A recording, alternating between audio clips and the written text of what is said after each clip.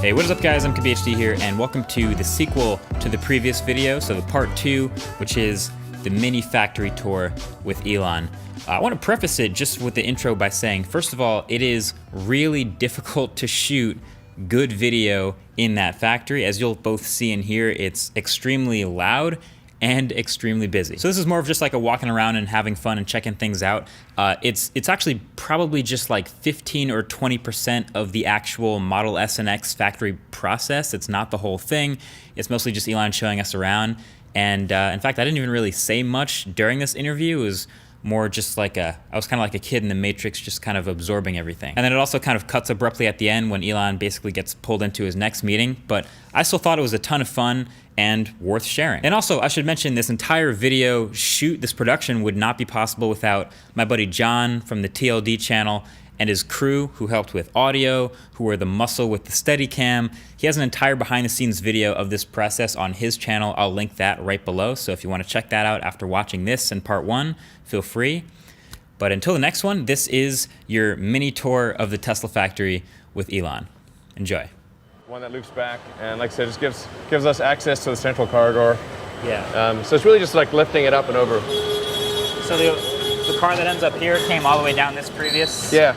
Yeah, exactly. So it's, these robots are really just to give us through access. Okay. Yeah. Yeah. So it's going to pick it up and transfer it to the other robot. Yeah. But I think like a design improvement we should do is like really just the one robot should just pass it to the other robot. Just pick it up.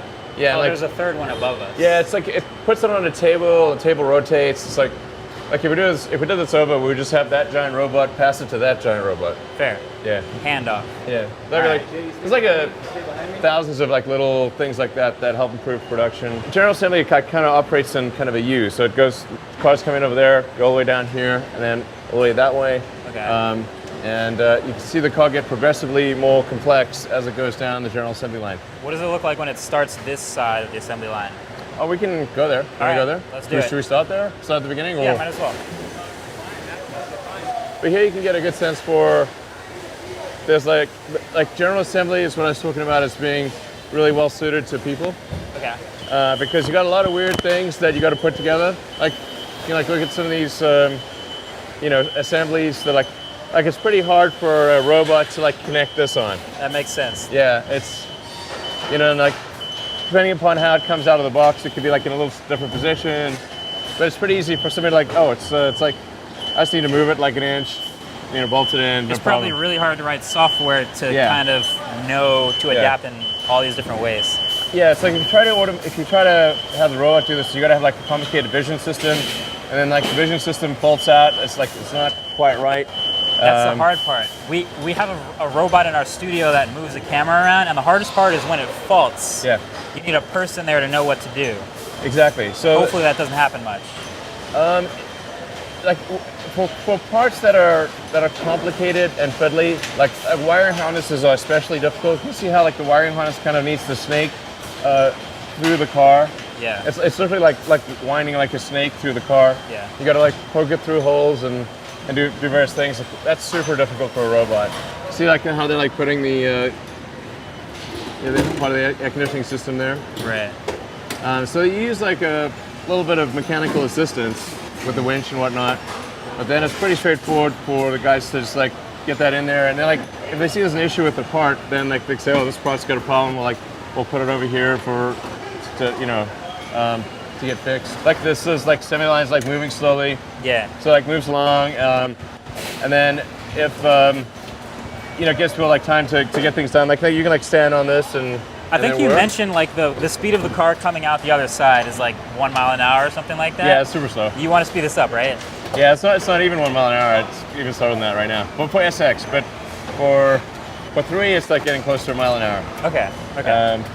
But like walking speed is 3 miles an hour, so it's like only 1/3 walking speed at 1 mile an hour.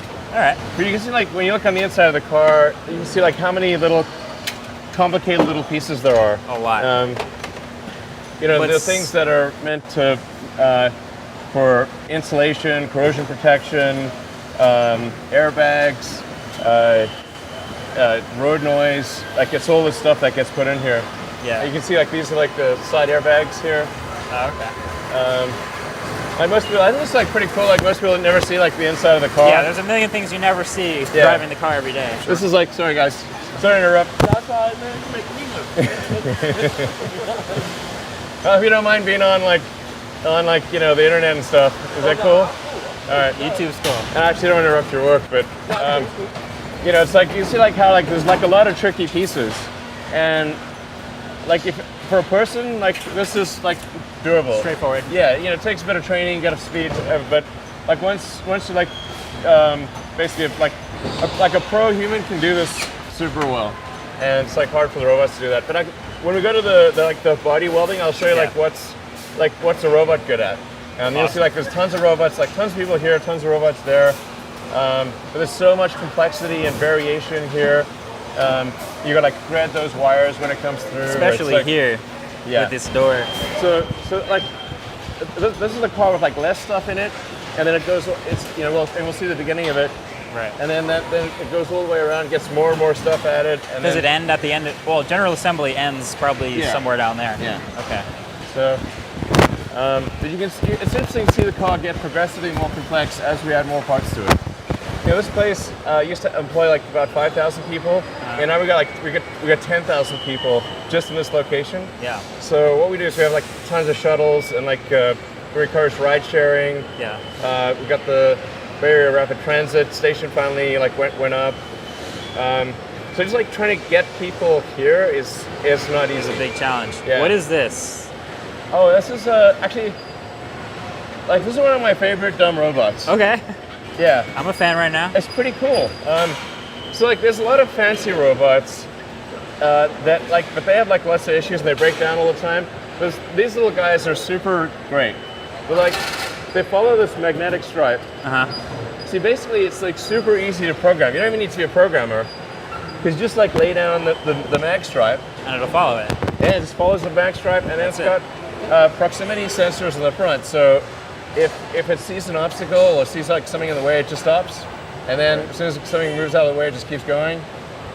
You know, just like does this like little thing all day long, like a little train. Like you were talking about robots faulting out, and one of the, it's like that's like where, like actually doing things manually can actually be more efficient, because if you have like a lot of complicated robots, particularly if you have a 24/7 operation like we have with Model 3, then if a robot faults out, you got to have 24/7 like advanced robot technicians.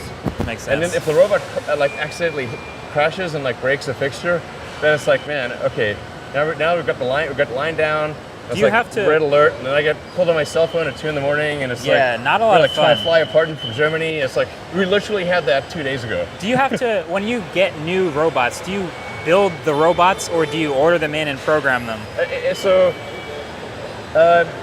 There's like different classes. There's many different types of robots. So the giant robot that we still lifting the car is like that is a catalog item, but then we have to program the motions, right. and the end effector is custom.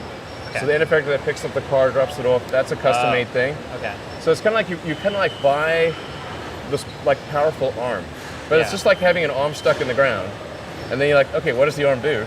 You got to tell it everything to do. Yeah. Okay. And then you got to put sensors on it and put fixtures. But that's like kind of like that robot over there.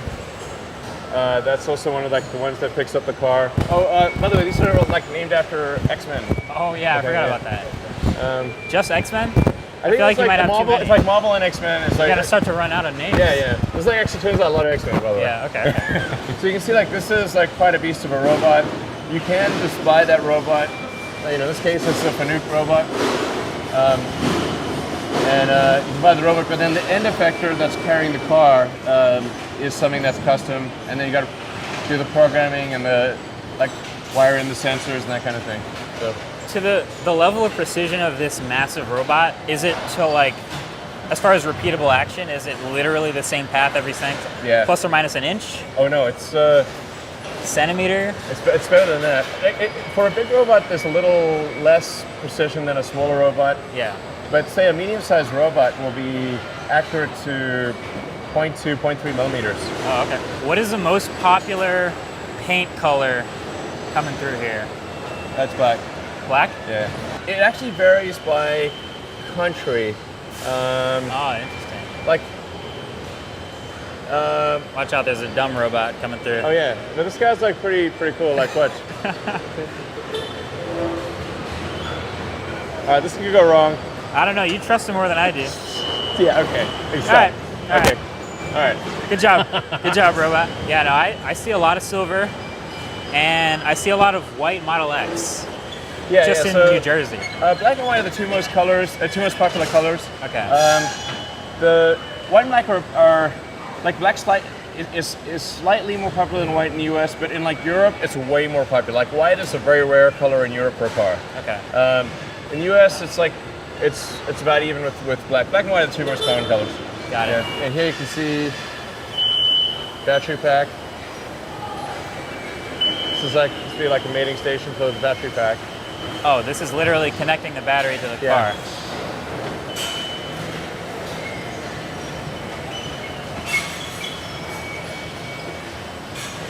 Here you can see it's like a combination of manual and automatic. So It's like they're lining it up. It's like, yeah, exactly. It's done primarily by the robot system, by the automated system, but then you've got a person just making sure that the fine tuning is there. Gotcha. How do you feel about matte or satin colors Actually, on going to cars? ask about that a lot. I actually like the aesthetics of matte. Uh-huh. It's really tricky to repair matte. So, like with Okay, gloss, yeah. you can polish it out. With Yeah. matte, if you get like a little ding, it's really hard to then rematch so it looks like an even matte. Yeah. You can't just like, That's a fair point, yeah. So it's durable. It's something actually we would like to do matte in the future. But like right now, for example, like the paint shop's really operating at full tilt. So adding any complexity to the paint shop would not be wise right now. But Right. I think it'd be a cool thing to do in the future. But these are sub-assemblies. So you can see like the front and rear drive units being built up. Yeah. And the sub-assemblies then feed the main assembly line. These are long assembly lines. Oh yeah. Well, it's integrating S and X. Okay. And it's making about 2,000 cars a week. Is Model 3 entirely, completely separate? I guess Yes. inside the same building, but separate The whole process. The only place where Model 3 and S and X come together is in the paint shop. So the paint shop is processing S3 and X simultaneously down the same line. Gotcha. But otherwise, general assembly is separate, body separate. Everything else is separate. So just the paint shop where they come together. You've mentioned you've slept in the factory to be able to immediately like diagnose problems and hands-on fix what's not right. What type of things happen that you can immediately fix or immediately take action on? Actually, last 3 months last year, I mostly spent at Gigafactory trying to help fix the battery production. It's a modular production.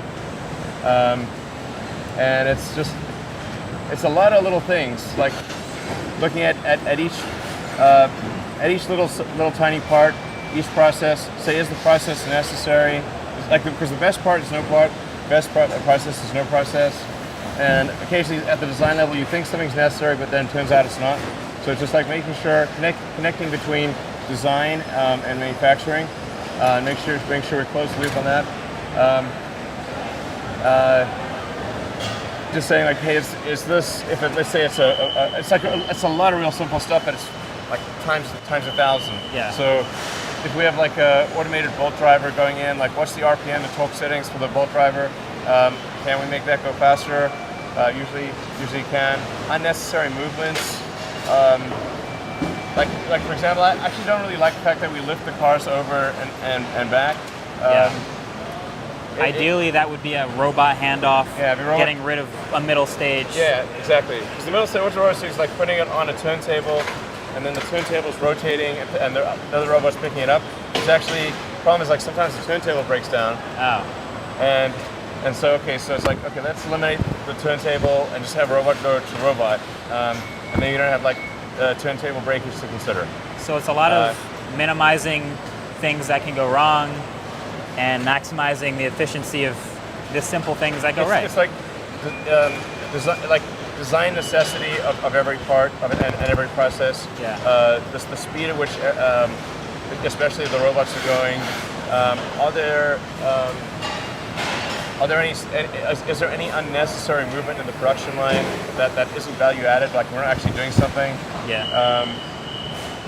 Like replacing elements of the production system that are not Not needed or redundant. Yeah, exactly.